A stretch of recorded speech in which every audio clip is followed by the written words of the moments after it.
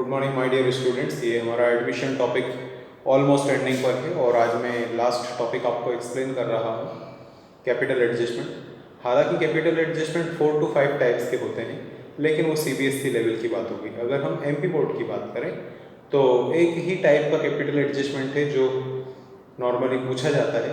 तो जो एडजस्टमेंट अपने से नॉर्मली कैपिटल एडजस्टमेंट का एग्जाम में पूछा जाता है, मैं वही डिस्कस कर रहा हूँ। अगर किसी की बुक में और अदर भी हो तो मुझसे पर्सनली डिस्कस कर सकता है।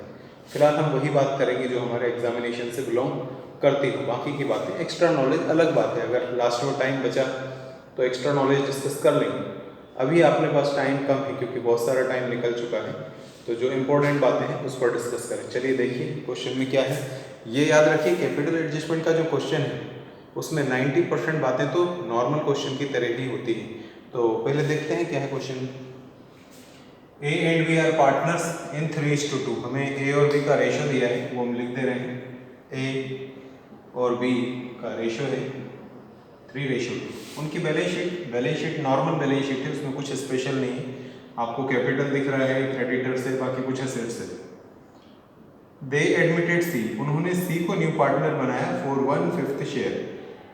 नॉर्मल क्वेश्चन है, इस 1/5 का कोई यूज़ नहीं था। मैंने बहुत बार बोला था कि इसका कोई यूज़ नहीं, इसको इग्नोर कर दो। लेकिन कैपिटल एडजस्टमेंट का क्वेश्चन इसके बिना कंप्लीट नहीं हो सकता है।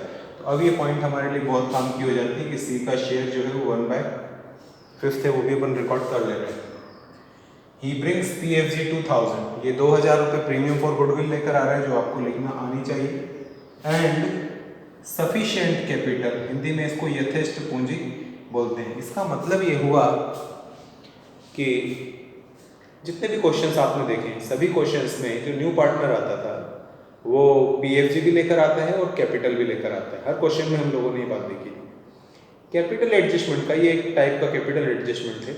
इस क्वेश्चन में न्यू पार्टनर की प्रीमियम फॉर गुडविल तो दी हुई है PFG, लेकिन वो कितनी कैपिटल लेकर आएगा ये नहीं दिया। ये बोला है कि कैपिटल लेकर आएगा, 1/5 शेयर है तो उसके लिए कैपिटल लेकर आना है, लेकिन कितनी कैपिटल लेकर आना है वो हमें पता नहीं। उसी को इंग्लिश में सफिशिएंट कैपिटल और हिंदी में यथेष्ट पूंजी हम कहते हैं। तो सफिशिएंट कैपिटल या यथेष्ट पूंजी, इसी की कैलकुलेशन हमें यहाँ पर समझ नहीं, धीरे धीरे समझेंगे हम लोग। बिल्डिंग की वैल्यू इंक्रीज करना है, बिल्डिंग हमारी एसेट्स है, अगर उसकी वैल्यू बढ़ रही है तो ये प्रॉफिट है। मशीन की वैल्यू इंक्रीज करना है, बढ़ रही है तो ये भी हमारे लिए प्रॉफिट है। तो ये क्वेश्चन का एक्सप्लेनेशन हुआ। फिलहाल मैंने आपसे कहा है कि 90% क्वेश्चन वैसा ही होगा जैसा आप करते हैं।